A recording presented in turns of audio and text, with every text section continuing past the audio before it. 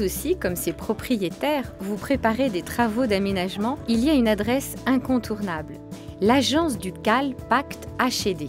Bon, d'accord, le nom est un peu barbare, mais les explications sont très claires. Notre première mission, c'est déjà d'informer le public et de leur dire quelles sont les possibilités de financement qui leur sont offertes pour améliorer leur logement. Justement, vous pouvez m'en dire plus sur l'opération programmée d'amélioration de l'habitat ? C'est une opération qui est menée conjointement par l'agglomération de la région de Compiègne qui est compétente en matière d'habitat et l'ANA, l'Agence nationale de l'habitat, qui apporte aussi des financements. La plupart des financements concernent des subventions. Donc c'est une somme d'argent qui est donnée à la personne pour faire des travaux d'amélioration dans son logement. Pas mal tout ça. Mais qui peut bénéficier de ces aides ? Elles ne concernent que les habitants de l'agglomération de la région de Compiègne.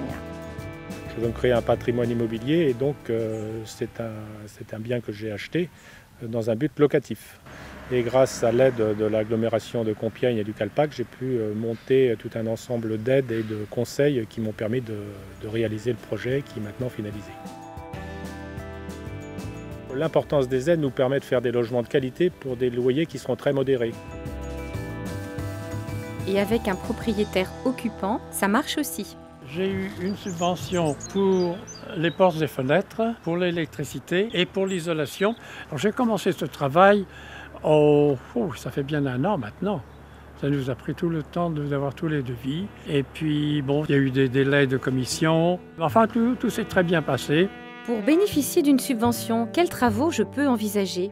Tous les travaux de mise aux normes sont pris en compte dans les possibilités de financement, que ce soit la réfection d'une toiture, l'isolation, le chauffage, les sanitaires, l'électricité.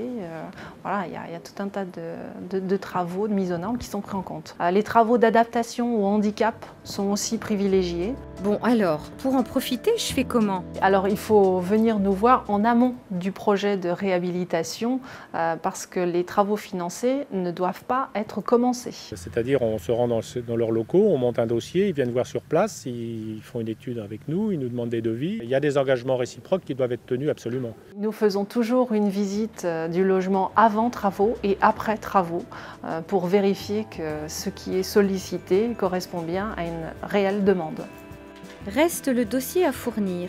Ça me paraît un peu compliqué quand même. Les demandeurs qui sollicitent une subvention, effectivement, doivent constituer un dossier de demande. On fait le suivi administratif avec les propriétaires jusqu'à l'obtention de la subvention, jusqu'au versement effectif de la subvention. Le dernier conseil, c'est de s'y prendre à l'avance ? Donc effectivement, il faut s'y prendre en amont et la démarche administrative effectivement peut paraître un peu lourde parfois.